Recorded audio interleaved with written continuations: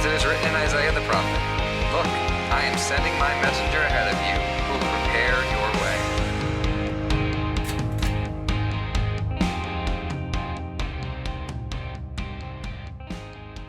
Welcome to BT and our Looking for Light series, where we examine the life of Jesus in the Gospel of John.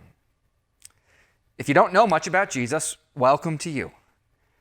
Jesus is one of the most influential figures in human history. It is worth your time to learn about who he is and make your own decisions about him.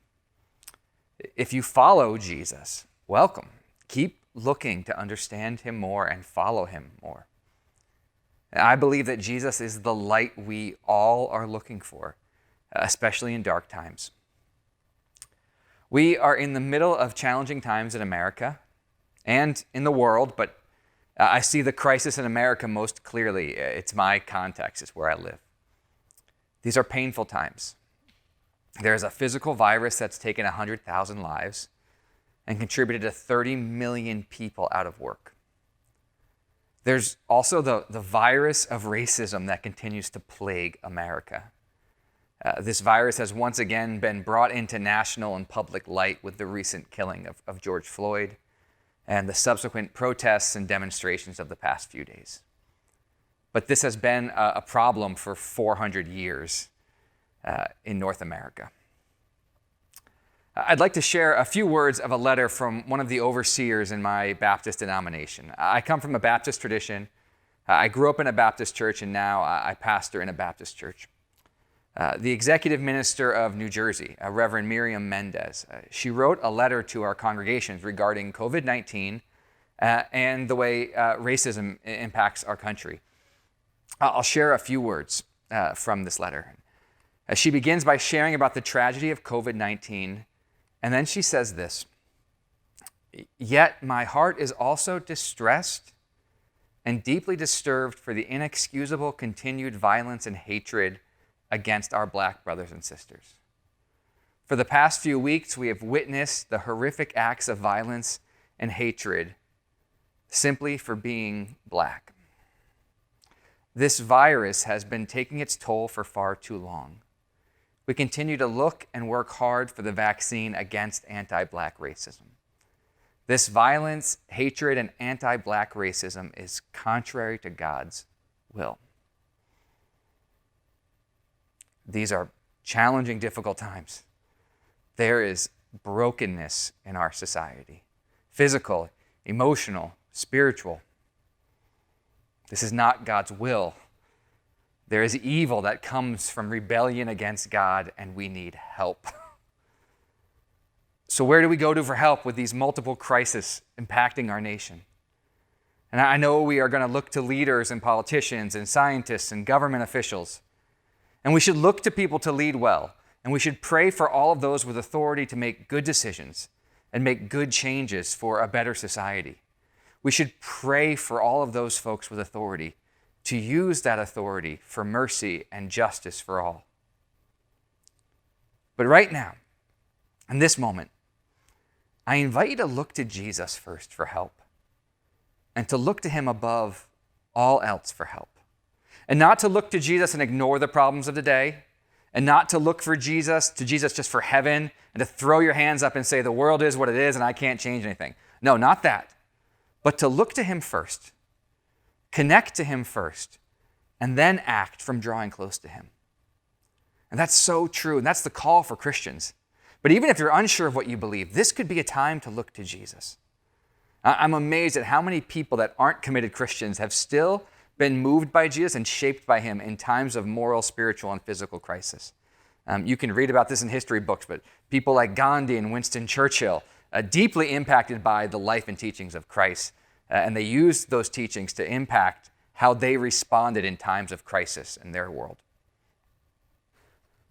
So, wherever you are in faith, it is worth looking to Jesus in these times. In Jesus, we find an alternative way to live. It is a life lived drawing from a deep well that cannot run dry. It is a satisfying life. It is a life of love where you can experience true power. And we can see this in just about every story told about Jesus in the Gospels. But I'm going to read one to you now. And this is from John chapter 7, verses 14 to 24. I'm going to give you a little bit of context before I dive in and read. But to give you some context, Jesus is going to Jerusalem to attend a festival. And he's just told his brothers that he isn't going to show up, but then he shows up in secret at first. And all the people in Jerusalem are debating about him, or lots of the people at least. I wasn't there. I didn't see everyone talking. But they're saying, some are saying he's great, that he's doing signs and wonders, that he's teaching amazing things. Others just think he's bad. Like, no, he's evil. He's messing up society. He's drawing people away from God. Some are plotting to kill him. Some are unhappy that he heals on the Sabbath and that he messes with the holy temple. It's a politically charged time. There has been riots in Jerusalem. There's always the threat of riot in Jerusalem during major festivals. The Roman Empire is trying to control the conquered Jewish people who periodically try to rise up and fight for freedom. There is a lot of tension and a lot of people looking at Jesus. And they're seeing that he's getting a movement going and wondering if he's good or if he's bad. So he arrives in secret, but then he begins to teach. And we hear his words in John 7. About the middle of the festival, Jesus went up into the temple and began to teach. The Jews were astonished at it, saying, "How does this man have such learning when he's never been taught?" And then Jesus answered them, "My teaching is not mine, but his who sent me.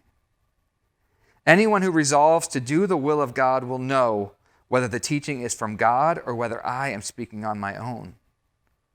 Those who speak on their own seek their own glory. But the one who seeks the glory of him who sent him is true, and there is nothing false in him. Did not Moses give you the law? Yet none of you keeps the law. Why are you looking for an opportunity to kill me?" The crowd answered, "You have a demon. Who's trying to kill you?" And Jesus answered them, "I performed one work, and all of you are astonished. Moses gave you circumcision. It is, of course, not from Moses, but from the patriarchs. And you circumcise a man on the Sabbath. If a man receives circumcision on the Sabbath in order that the law of Moses may not be broken, are you angry with me because I healed a man's whole body on the Sabbath? Do not judge by appearances, but judge with right judgment." All right, so Jesus starts teaching at a festival. He says that he points to God and is sent from God. He gets into a religious argument about the best way to follow Jewish law. And this all happened 2,000 years ago. What does that all have to do with today, with right here, with right now? There's a few things we can see here. And the first thing I think we need to see is that Jesus is living for the deep stuff of life. He's living for the things that are deep and most important. And I believe that all of us would find better life abundant, if we lived for deep stuff. I think one problem that's being exposed in the middle of this crisis is that we and me and fellow Christians, we've lived a lot of our lives caring about shallow things. I end up caring about things that aren't that important. I waste a lot of time on trivial stuff. I get focused on myself and entertainment and my comfort and what I want. And that's not a good life. It's not a deep life or a meaningful life or a Jesus life or a spirit-filled life of love and power. I live for a lot of cheap stuff. I avoid some of the deep stuff of life because it makes me uncomfortable or isn't what I want to do. And that is not good. Life's too important. We should live for the big stuff. So what is this deep stuff he's living for? Jesus is not living for himself, but to point to the glory of God the Father. He says, hey, my teaching is not my own, but it's from the one who sent me. And this is a common refrain for Jesus. He says this over and over again. He says, hey, I'm concerned about God and his glory. In the Gospels, we find this absolutely true. He spends his time and energy learning about God and praying in communion and fellowship with God the Father. And from that, he speaks and teaches about God. God the Father is his focus. That's the deep thing he commits to and connects to. So much so that he says, I and the Father are one. This connection to God, it gives him tremendous power in the world. It gives him strength. He's not overwhelmed. He's not overwhelmed by the urgent crisis, whatever it might be. And there were plenty in his day. There was war, there was poverty, there was political struggle, there was famine, there was disease, there was racism. Read about the time and what Samaritans and Cretans and Gentiles and Jews all thought and said about each other. Jesus had lots of people not liking him and wanting to kill him. That's certainly a personal crisis that can get to you. You know, we have crisis in our society that's bubbling over right now. We have cities with protests that become riots, and we have military being called into cities. But see what Jesus does in crisis, in the big crises of his day, in the chaos that surrounded Jesus, in this politically, emotionally, spiritually charged world. Jesus fills himself with his connection to God and glorifying God in his life. The God stuff is the biggest stuff. And Jesus lives out of his relationship to God first. That fills him, that equips him. He is refreshed through living for God's glory. He finds constant filling and refreshment in the scriptures and in prayer. And then from that, he lives his life. From that, he's remarkable. He's brave. He's courageous. He isn't afraid or anxious or hurried. He's focused. He knows who he is and what he has to do. And then he does act, and he acts mightily. He teaches, he performs miracles. He overturns tables in the temple. He fights for religious leaders. He raises the dead and heals and serves and takes up a cross to lay down his life for his enemy. He definitely acts. But it all comes out of his deep connection to God and living for God's glory. Followers of Jesus, whatever actions you take in crisis, and there are actions that we must take in crisis, those actions must flow out of your connection to God. And those actions are to bring God glory. So in this passage, we see two actions that Jesus cares deeply about. The argument in this passage is about healing and Sabbath. And as Jesus lives for the glory of God, it leads him to live for the healing of mankind. He sees those that's connected. Out of his relationship and his living for God's glory, he must then go and be a healer. And he has healed someone on the Sabbath, which is a no-no according to the current version of the religious law. The religious leaders have this belief in Sabbath as a day of rest. And that comes from a law that comes from the hand of God at Mount Sinai in the Old Testament. God tells his people to keep the Sabbath day holy. It's in the Ten Commandments. It's a day to declare that God does all the work. It's a day to rest because God rests. It's a day of healing, of restoration, of praise of God. It's a day for peace and wholeness. In the Genesis story, God creates and then rests. He moves into this peaceful, non-striving rest on the seventh day. It's a day for living in the good creation and being at peace. And the Sabbath day points us to a day when God will bring full peace and healing and restoration and reconciliation to this world. So in Jesus' day, though, the religious leaders have turned this Sabbath day of healing and peace into a strict law where they attack folks who break the letter of the laws that they have created. And Jesus argues with them here and in lots of other places in the scriptures. He says, hey, the Sabbath is about healing and about the peace of God breaking in and reigning. That's what I'm all about. I'm going to heal people on the Sabbath. I'm going to create peace in the chaos of broken lives on the Sabbath. And I'm going to do that every other day. The Sabbath is about bringing in the peace of God. You better believe I'm going to work to make peace on the Sabbath. People argue with him because they miss the forest for the trees. They care about lesser stuff. And they care about control. And they say, let's shape this rule and not let people walk too much on the Sabbath. Or not do this on the Sabbath and have all these ticky-tack rules. Jesus says, you're missing it. It's about healing and peacemaking. And those around him are living for themselves in the present world, and they are missing the deeper stuff. To them, Jesus says, no, I'm into the deep stuff. Living for God, that's the deep stuff. Living to bring healing and to be a peacemaker, that's the deep stuff. Now listen, Jesus lives differently than we often do. He lives for God's glory. What could be a better, bigger life than that? And out of that filling, out of that connection, he goes out to humanity to be a peacemaker and a healer. What could be a better use of your life and your time on this earth than working to bring healing and peace to others? This Jesus life is the deep life. The Jesus life is the sustaining life, and it can fill us even in difficult times.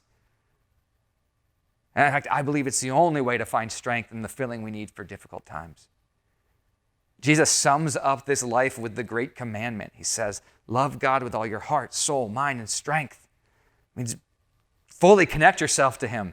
And out of that, love your fellow man and your fellow woman. Love your neighbor as yourself, to seek healing and peace for humanity. And what about you? What are you living for? What would it look like for you to live for God's glory and live from a deep connection to him? What do you need to change to cultivate a deep connection to God? And then what would it look like for you, out of a connection to God, to live as someone who brings healing and peace into this chaotic world, into your chaotic worlds, and the world around you? What actions do you need to take to be an agent of healing and peace in this world? Would you pray with me? Lord, show us your ways. Father, you sent your Son, loved this world so much that he gave his life for it. He became God in the flesh to show us the ways of God. Jesus, show us your ways. Spirit, empower us, breathe life into us. Even those who seem far away right now or unsure of what they believe, show yourself to us. Show us your ways. Give us your Spirit so that we might connect to you, so that we might find deepness in this life, the deepness that comes from living for your glory and being connected to you. Lord, fill us with your love and power. Break us. Help us break the chains of all the sin that ensnares us, all the evil inside of us, all the dark things we don't want to face about us, all that we don't want to let light, where we don't want to let the light in. Cleanse us, call us to repentance, and then draw us into a deep relationship with you. And then send us to be people who really love our neighbors, to be people who really bring your healing wherever we go, to be the peacemakers who inherit and bring in your kingdom. Lord, I pray that you would meet everyone where they are today. Reveal yourself and draw them closer to you. It's in your name I pray. Amen. God bless you. Thank you for listening. And we'll see you next time on Branch Together.